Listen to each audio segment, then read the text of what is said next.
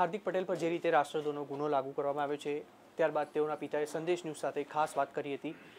Sir, સૌથી પહેલાં પૂછવા માંગીશ કે જે રીતે અનામત આંદોલનની શરૂઆત થઈ હતી, જે આંદોલન છે તે દિવસો વીતતા ગયા, આંદોલન એક નવી દિશામાં જતું ગયું, શું કહેશો તે વિશે? આમાં તો મને કંઈ ખબર પડે નહીં સાહેબ। હું ખેતીવાડીવાળો માણસ છું, હું અભણ માણસ છું। મારા છોકરાને સરકાર ખાલી હેરાન કરે છે। મારા દીકરાને નિર્દોષ હોવા છતાંય પાટીદારના વ્યથાને એ વાચા આપે છે અને મારો છોકરો ખુદ ગુનેગાર નથી છતાંય ગુનેગાર બતાવે આ સરકાર। આવા તો આ સરકારમાં જે અંગ્રેજોએ પણ નથી આપ્યું એવું આ સરકાર અમારા દીકરાને હેરાન કરે છે।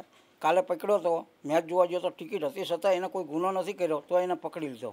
પકડી અને એને સાંજે પકડ્યો તો બીજા દિવસ સુધી પાણી અને ખાવાનું પણ નથી આપ્યું।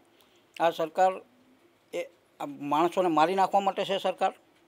તો એ લોકોએ પાણી તો દેવું પડે ને, ખાવાનું નથી આપ્યું, પાણી નથી આપ્યું છોકરાને।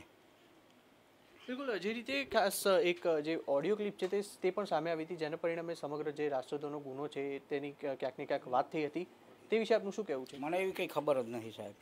મારા ઘરે ટીવીએ નથી, હું ટીવીએ જોતો નથી, હું તો ખેતીવાડીમાં પડ્યો હોય, મને કંઈ ખબર નથી શું કરે છે। બિલકુલ, તો જે રીતે હાર્દિક પટેલના પિતા દ્વારા જણાવવામાં આવ્યું છે કે સરકાર દ્વારા તેઓના પુત્ર ઉપર દમન ગુજારવામાં આવી રહ્યો છે અને સાથે જ તેઓના પુત્ર પર જે આપવીતી થઈ રહી છે તેઓ સંદેશ ન્યૂઝ સાથે ખાસ વ્યક્ત કરી હતી।